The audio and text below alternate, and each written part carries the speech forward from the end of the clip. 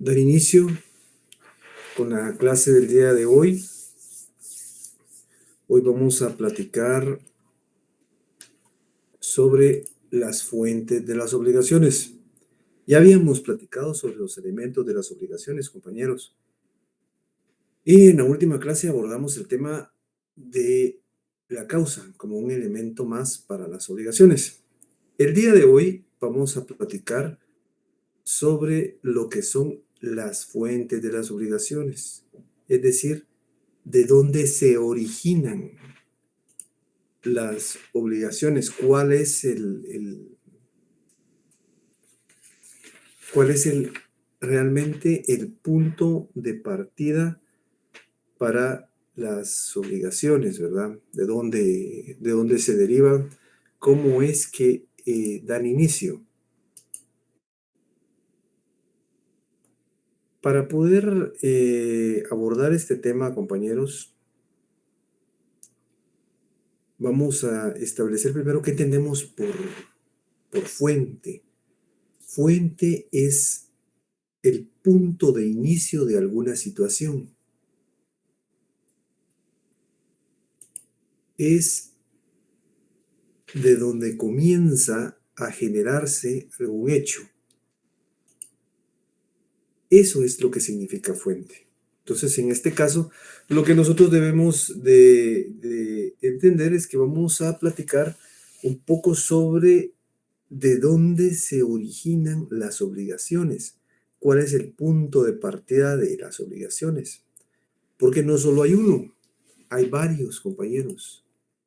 Precisamente al iniciar el curso, yo les platicaba que las obligaciones están contenidas en nuestra cotidianidad. O sea, hay muchos puntos de inicio, eh, nacimientos de obligaciones a través de varios hechos. Entonces, no solo es uno, como uno debería de pensar o como uno piensa, son varios, se originan por varias cosas y ahorita vamos a platicar un poquito de esto. Dentro de las fuentes de las obligaciones han habido gente que se ha puesto a analizar esta situación. Pero como les decía, no es un punto nuevo. Esto viene desde hace mucho tiempo. Y precisamente,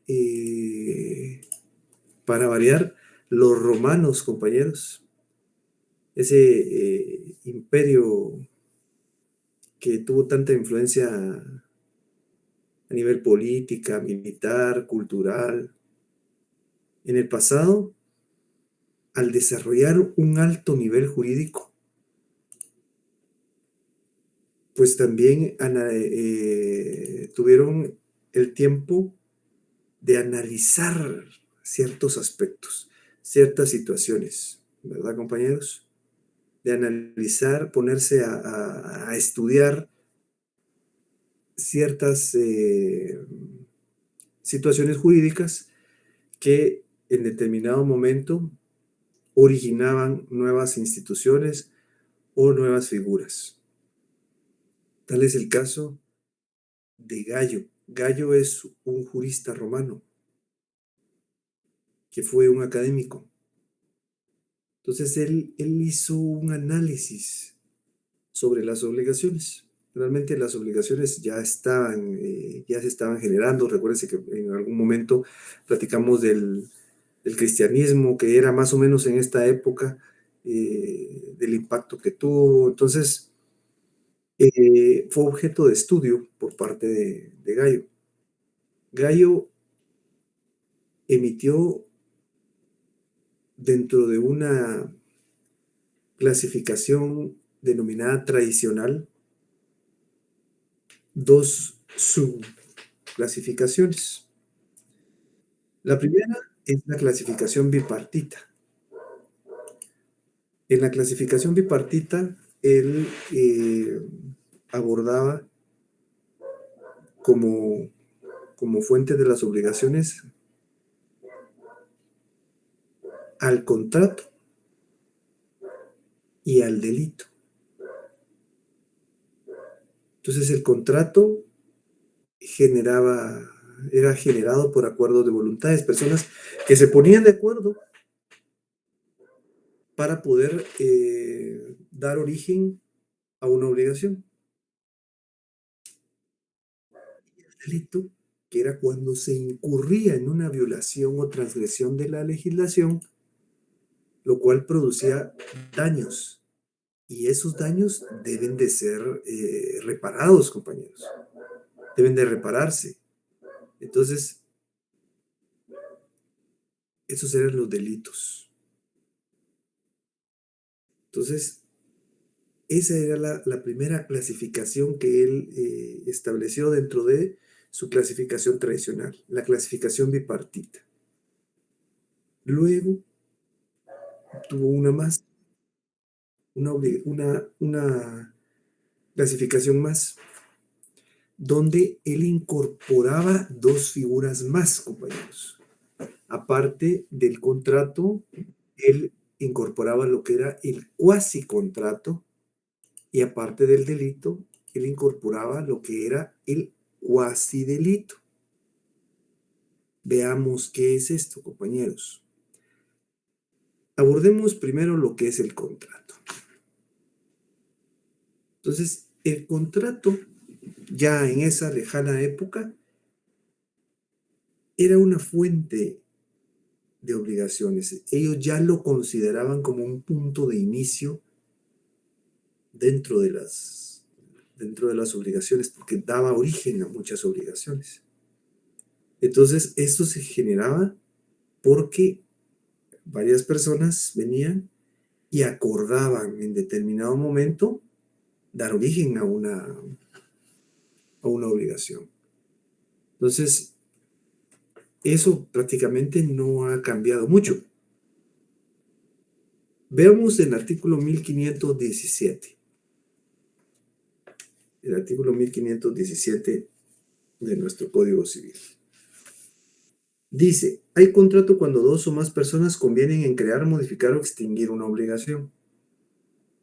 Entonces, eso era el contrato. Ya de por sí, si ustedes ven la conceptualización que ellos tenían, los romanos, es muy similar a lo que nosotros tenemos en la actualidad.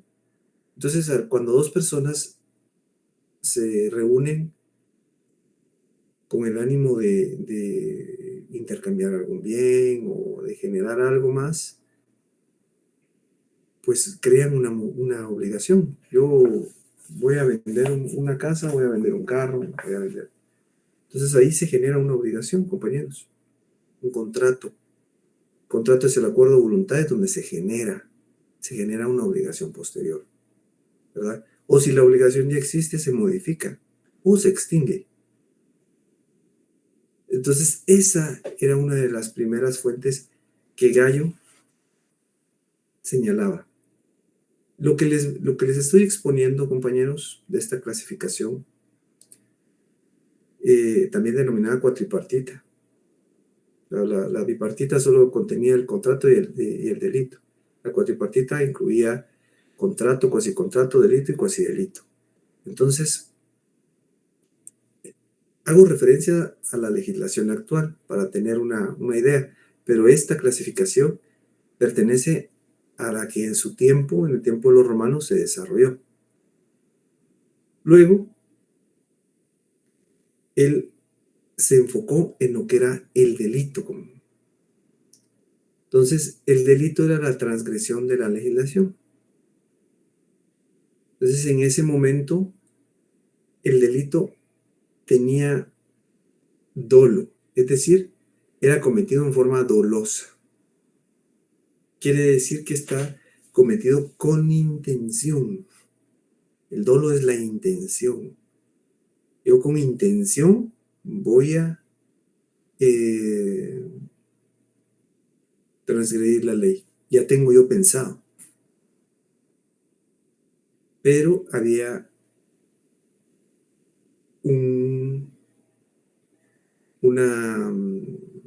había que realizar un pago.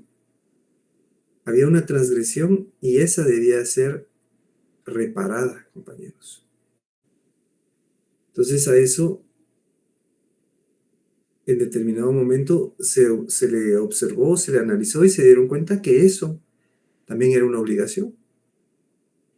Entonces los delitos también eran objeto de análisis porque también generaban obligaciones, o sea, eran fuentes de las obligaciones. Veamos el artículo 1645, por favor, compañeros, de nuestro Código Civil. Dice el artículo 1645.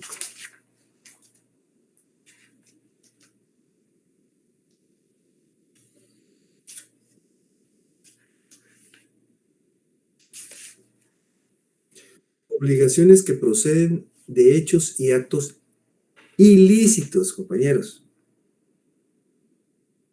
Todo daño debe indemnizarse.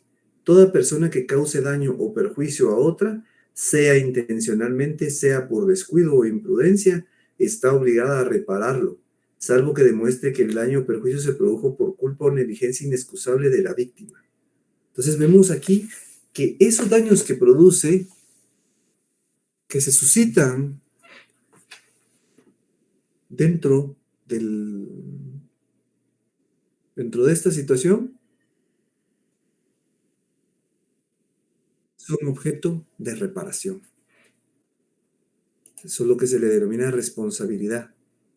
Entonces esto debe ser pagado, debe de pagarse, debe de repararse.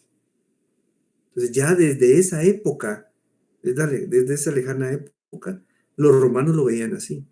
Y vemos que nuestra legislación también lo ve de esa manera, compañeros. Lo, lo, lo visualiza en esa forma. Luego tenemos el cuasicontrato, compañeros. El cuasicontrato son hechos lícitos puramente voluntarios, en donde el autor resulta obligado. Entonces, aquí, por alguna otra circunstancia, hay que reparar algún tipo de daño, una obligación que se generó, pero que se genera por circunstancias bien especiales, compañeros. Tenemos aquí el enriquecimiento sin causa. Por ejemplo, resulta que yo tengo que pagar cierta cantidad de dinero. Les voy a poner un ejemplo más concreto siempre con esto de que yo tengo que pagar cierta cantidad de dinero. En América Latina, aunque por lo que se puede ver en muchos lugares del mundo, no es propio solo de América Latina, hay una situación en particular. Generalmente muchos hijos llevan el nombre exacto del padre. En mi caso muy particular, esa es mi situación. Entonces yo me llamo igual que mi papá. Entonces supónganse, hay un cobro que le realizan a él y llega a mí. La única diferencia es el segundo apellido. Entonces yo vengo y lo pago. ¿Qué si no lo tenía que haber pagado yo? Lo tenía que haber pagado él. Entonces ahí es pago de lo indebido. Entonces yo tendría que ir a hablar con él para pedirle que él lo pague o que me lo reponga. Entonces vemos que aquí pues fue voluntario, porque yo fui, lo fui a pagar. Pero resulta que había un error. Entonces vemos cómo en determinado momento puede suscitarse algo similar a un contrato, porque es voluntario, no es que yo lo haya premeditado, de manera voluntaria, pero tampoco me negué a pagarlo. Bueno, dije, tengo que pagarlo, pero después me di cuenta, pero no era yo. Entonces, a eso se refieren los cuasicontratos. Y por último está el cuasidelito. El cuasidelito era donde intervenía la culpa y no el dolo. ¿Qué diferencia hay entre culpa y dolo? El dolo es cuando es intencional, es la intención. En cambio, la culpa no es la intención, sino es negligencia o impericia, ¿verdad? Por ejemplo, alguien que está eh, es novel en el manejo de vehículos o alguna situación así puede provocar algún daño, algún tope a otro carro o algo así, pero puede ser que no sea intencional, que no diga, bueno, yo voy a ir a chocar este carro, no. Puede ser que se da porque en determinado momento hay ciertas situaciones en las cuales por no manipular bien las cosas, por impericia. Entonces, cuando se da esa situación, entonces se genera responsabilidad. Aquí me ponen, por ejemplo, el accidente en la entrada de Santo Domingo Llenacoj. Fue por dolo. Fíjense, compañeros, que desconozco qué fue lo que sucedió ahí. Pero si la persona tenía la intención, entonces ahí es cuando se puede catalogar como un delito. Si no tiene la intención, si no fue porque por impericia, por no ser, por manejar las cosas de manera sin mucho control, entonces era un cuasidelito. Tanto los cuasicontratos, compañeros, como los cuasidelitos han tenido una evolución en nuestra legislación. El cuasidelito, pues, se incluye dentro de cierto tipo de obligaciones que se generan en determinado momento por hechos y actos ilícitos. Ahí incluso hay algunos artículos que hacen referencia a la culpa, ¿verdad? No al dolo, no a la intención. Pero los cuasicontratos sí tienen una evolución en nuestra legislación, compañeros. Entonces, esos están contenidos a partir del artículo 1605 y se denominan obligaciones provenientes de hechos lícitos sin convenio. Es lo mismo. Por ejemplo, un hecho lícito sin convenio es que estamos trabajando en alguna situación que está dentro de la ley, pero no llegamos a un acuerdo. Por eso es que se dice, aquí no interviene la voluntad de las partes, porque no llegaron a un acuerdo, es decir, las voluntades no llegaron a un consentimiento. Sin embargo, son situaciones que se suscitan y generan obligaciones.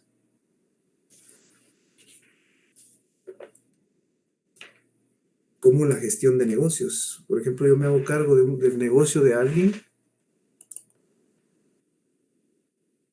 pero yo no llegué a un acuerdo con él. Pónganse, mi hermano tuvo que salir del país por alguna eventualidad, se va a tardar mucho, y tiene una cafetería. Yo me hago cargo de la cafetería. Eso sí, al hacerme cargo, yo no puedo constituir ninguna limitación sobre la misma. Tengo que dejarla, manejarla a buen recaudo, es decir, manejarla muy bien para evitar que exista algún tipo de problema posterior para la persona que inicialmente era el dueño. Entonces ahí, eso está dentro de la ley. Entonces, aquí me preguntan qué significa la palabra cuasi. Cuasi es casi, casi. Entonces, como esta clasificación era la clasificación legislación romana. Entonces, él hacía referencia, Gallo hacía referencia al contrato y al delito. Y al casi contrato, porque casi era un contrato, y al casi delito, porque por determinadas circunstancias, determinadas situaciones, no se constituían como contratos o como delitos propiamente. Tenían algo de diferencia. Y ya vimos que una de las diferencias son que en algunos son hechos lícitos, pero no había un convenio como tal, no había un contrato como tal, no las voluntades no llegaban a un acuerdo, sino por hechos se suscitaba una situación lícita, pero sin, y que generaba obligaciones, pero sin formalizarlo como un contrato como tal. Por eso era casi un contrato. Entonces se le agregaba este prefijo y era cuasi contrato. Y de igual manera en el delito, ¿verdad? Porque tenían pequeñas diferencias con los delitos, pero también generaban obligaciones. Entonces eran cuasi delitos. Aquí era cuando no había dolo de por medio, sino lo que había era eh, culpa, ¿verdad? Derivada de impericia o negligencia. Veamos ahora, compañeros, nuestra siguiente diapositiva.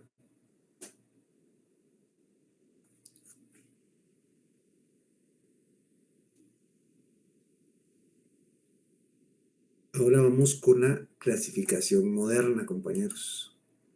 Esta clasificación que les dije era muy antigua, pero ya ven ustedes, por eso les leí también los artículos del Código Civil, porque esta clasificación tiene fundamentos en la actualidad, es decir, hay una evolución de lo que el jurista Romano Gallo expuso en su momento con lo que está establecido en la ley. Ahora, veamos las clasificaciones modernas, compañeros, lo que se suscitó ya con posterioridad. Entonces, Puig Peña, el tratadista español, nos dice que las fuentes modernas de las obligaciones pueden ser básicamente dos. Lo primero que establecen es la ley, que esa es la primera obligación. A esas se les conoce como doctrinas unilaterales o monistas, compañeros. Monistas es de uno. Entonces, que reconocen solo a una fuente de las obligaciones. Entonces, en la mayoría de veces es la ley. Aunque hay otros que dicen, no, es el contrato. Pero solo reconocen a una. Entonces, hay unos que dicen, bueno, mire, es el contrato. Pero hay algunas personas, algunos autores que son detractores de esto, porque dicen, no, no es el contrato, porque la voluntad humana, solamente la voluntad humana, no es capaz de crear obligaciones. O sea, no solo es la voluntad humana, sino tiene que existir, por ejemplo, consentimiento, que lleguen a un acuerdo para generar un contrato. O sea, no es porque solo yo diga, bueno, yo quiero comprar una casa. Tengo que buscar a alguien que la esté vendiendo para que en algún momento lleguemos a un acuerdo. Entonces, aparte están los que dicen, no, no es el contrato, es la legislación, es la ley, la única fuente de las obligaciones. Pues todo, incluyendo el contrato, se encuentra establecido dentro de lo que es la ley. Entonces, Han habido muchos señalamientos en este tipo de doctrina. Porque el primero era el que yo les exponía, que se establece que la ley humana es incapaz de por sí sola producir obligaciones. Entonces, tiene que existir algún tipo de consentimiento, tiene que existir algún tipo de, alguna situación. Entonces, ahora,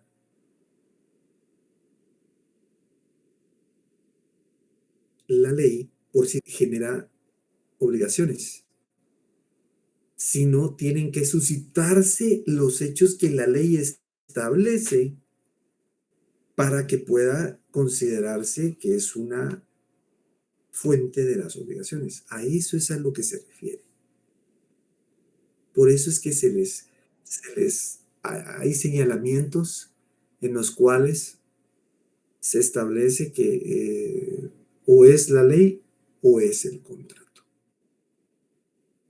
Entonces es una situación bien particular, bien peculiar, compañeros, esto de la doctrina unilateral o monista, porque solo reconoce una fuente, no más. Luego tenemos las doctrinas bipartitas, compañeros, o dualistas. Aquí es un poco más completo, es un poco más abierto, hay más de una fuente que genera obligaciones. Tenemos a la ley, que ya habíamos visto, pero también tenemos al contrato. Reconoce a las dos. Tanto la ley como el contrato son fuentes de obligaciones. O sea, el contrato, la voluntad de las partes crea la obligación. Tiene una fuerza creadora, compañeros, la voluntad de las partes llegando a un acuerdo. Entonces, se dice que el legislador solo la regula la voluntad, es decir, pone las circunstancias o situaciones específicas para que pueda la ley, dentro de esos formalismos, generar una obligación. Entonces, el contrato tiene una íntima relación con la ley. Entonces, si no hay contrato, probablemente la ley dará nacimiento a las obligaciones. Pero aquí nosotros podemos darnos cuenta que son dos, ¿verdad? Tanto el contrato como la ley. Ahora tenemos otra doctrina, compañeros. Teníamos la doctrina monista o unilateral, la doctrina bipartista o dualista, que reconoce el contrato y a la ley, y tenemos las doctrinas de contenido amplio, compañeros. Las doctrinas de contenido amplio, esas reconocen muchísimas fuentes de las obligaciones, no solo la ley y el contrato. Reconoce la voluntad unilateral del deudor, actos lícitos sin convenio, la ley. Son una serie de herramientas y espacios que esta doctrina reconoce, ¿verdad? Donde hay no solo una o dos fuentes de las obligaciones, sino hay cualquier cantidad, ¿verdad? Que generan obligaciones, ¿verdad, compañeros? Entonces, que desarrollan el nacimiento de las obligaciones. Ahora vayamos a lo que establece nuestra legislación, compañeros, nuestra ley. Aquí tenemos que ir al libro quinto de nuestro Código Civil. La primera parte, la parte general, tiene a las obligaciones en general y la segunda parte los contratos en particular.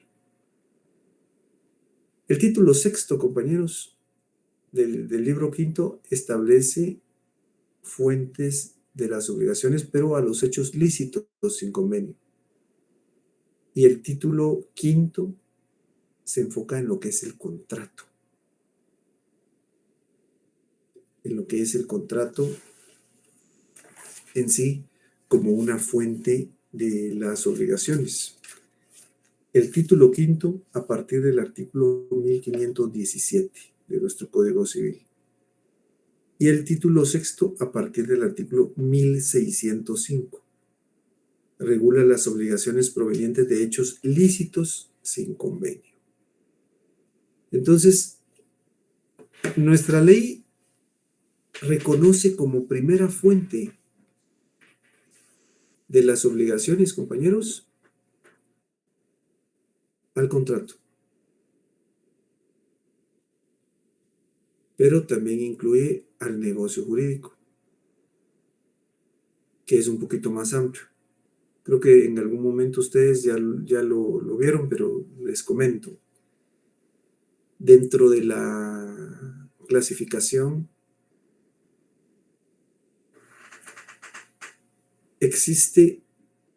de las fuentes existe el contrato, pero el contrato es una subespecie de lo que es el negocio jurídico. Para poderlo entender mejor, tenemos que hablar y remontarnos a lo que es el hecho jurídico, compañeros. El hecho jurídico es cuando se suscita una situación que no tiene intervención humana, pero sí produce efectos jurídicos. Por ejemplo, cae un rayo sobre una casa y resulta que la casa está asegurada, entonces entran a funcionar los seguros. Luego está el acto jurídico. El acto jurídico es donde pues, ya interviene el hombre y produce efectos jurídicos. Por ejemplo, un piromaníaco entra a la casa y la incendia. Entonces va a producir efectos jurídicos. Luego tenemos el negocio jurídico. El negocio jurídico es ya donde interviene la voluntad humana. Y una subespecie del negocio jurídico es el contrato, cuando intervienen dos o más personas. Y esto, en determinado momento, genera obligaciones. Entonces, si se toma el contrato, también en determinado momento se tomará el negocio jurídico. Por ejemplo, un negocio jurídico unilateral es la declaración de última voluntad. Por ejemplo, los testamentos, donde una persona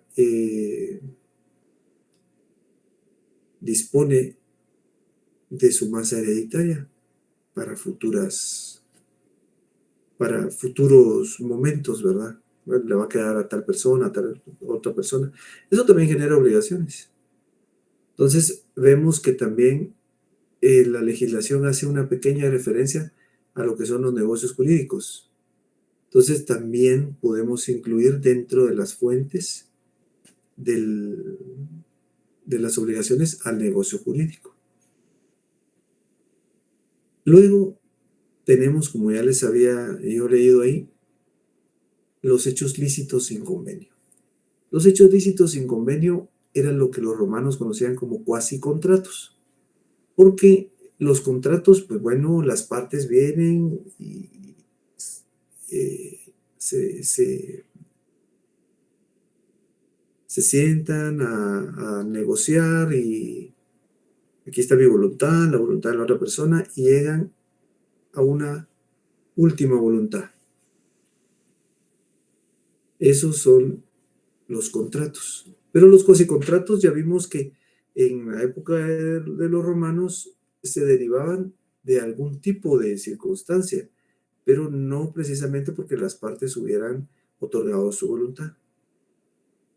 Entonces, en este caso, en nuestra legislación, a lo que en su momento en Roma se le conoció como cuasicontratos, aquí se le conoce como hechos lícitos sin convenio.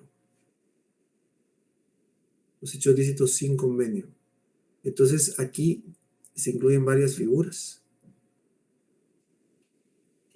que originan obligaciones, compañeros.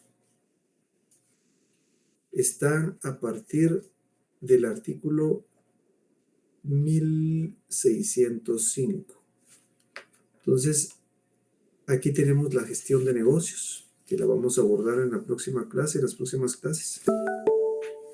Tenemos el enriquecimiento sin causa. La declaración unilateral de voluntad, compañeros. Donde están los títulos al portador, promesa de recompensa. Esto es porque voluntariamente las personas generan una obligación, pero no hay un contrato como tal dentro de estas figuras. Los contratantes no comparecen como tal, sino que simplemente el caso de la primera figura, la que tenemos contemplada en el artículo 1605, compañeros. La gestión de negocios. Ahí les decía yo que es una persona que se hace cargo de los negocios de otra sin que ésta se lo pida. Entonces no es algo ilícito, pero tampoco llega al grado de ser un contrato. Entonces, estas figuras, los hechos lícitos sin convenio, son lo que en Roma se conocía como cuasicontratos, porque son casi como que fueran un contrato, pero no lo son. Por ejemplo, la promesa de recompensa. Una persona viene y le robaron sus documentos y ofrece una recompensa. Lo hace voluntariamente, pero la voluntad no interviene como que si fuera un contrato. No es de esa manera. Entonces, simplemente está dentro de la ley, pero no está elaborado como que si fuera un contrato. Tiene menos requisitos, pero igual genera obligaciones, compañeros. Se generan obligaciones. Y por último, la tercera fuente que reconoce nuestra ley son las obligaciones que proceden de hechos y actos ilícitos. Aquí están incluidos, dentro de eso están incluidos tanto los delitos como lo que se conocía como cuasidelitos, porque la ley civil nuestra reconoce a lo que se ha cometido con dolo y lo que se ha cometido con culpa, negligencia o impericia. Entonces, aquí, pero todo genera una obligación. Aún ha existido una transgresión de la ley porque lo quisieron hacer o porque por impericia lo cometieron. Hay un daño que hay que reparar y la reparación de ese daño es lo que se conoce como obligación. Alguien está obligado, queda obligado a cumplir con esas obligaciones. Entonces, básicamente, las fuentes de las obligaciones dentro de nuestra legislación, la misma ley establece que son el contrato, como primera, los hechos lícitos sin convenio, como segunda, y la tercera, son las obligaciones que proceden de hechos y actos ilícitos. Entonces, esas son las fuentes de las obligaciones, compañeros. De hecho, vemos cómo hay una influencia fuerte de lo que era el derecho romano con el derecho que tenemos en la actualidad, ¿verdad? De las figuras. En la próxima clase ya vamos a empezar a ver cada una de las figuras, compañeros. Pero ahorita, de manera más general, les digo yo cuáles son las fuentes que nuestra ley establece y cuáles son el vínculo que tienen con lo que se conocía en Roma, porque existía el contrato, aquí también existe. Los hechos lícitos sin convenio era lo que se conocía en el pasado como cuasi contratos, y las obligaciones que proceden de hechos y actos ilícitos era lo que se conocía como delitos y también como los cuasi delitos. ¿Tienen alguna duda, compañeros? ¿Alguna observación? ¿Alguna inquietud? No, licenciado, solo esperando, buenas noches, disculpe, solo Buenas esperando noches. para ya ver como tal, los Las- artículos. los artículos, las fuentes. Sí, Eso lo veremos ya en la próxima clase, compañeros. muchas gracias. Fíjense que me parece que todavía nosotros la semana entrante tenemos clases. Creo que los exámenes van a empezar no la semana entrante, sino hasta la otra, la primera semana de marzo. Entonces, la semana entrante yo les hago llegar ya el primer laboratorio, compañeros, para que ustedes puedan apoyarse para el estudio de su examen. También, como les decía, esta clase la van a subir a Classroom a partir de mañana para que la puedan también visualizar. Entonces, compañeros, yo hasta aquí dejo la clase del día de hoy. Les agradezco mucho su atención. Que pasen una feliz noche, compañeros. Dios me los bendiga. Nos vemos entonces el día martes por esta misma vía virtual. Feliz noche, compañeros. Feliz noche.